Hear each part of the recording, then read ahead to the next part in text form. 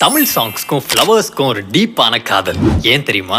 மலர்களே மலர்களே இது என்ன கனவா, மலைகளே மலைகளே இது என்ன நினைவா, மலர்கள் கேட்டேன் வனமே தந்தனை, தண்ணீர் கேட்டேன் அமிர்தம் தந்தனை, பூவுக்குள் ஒளிந்திருக்கும் கனி கூட்டம் அதிசய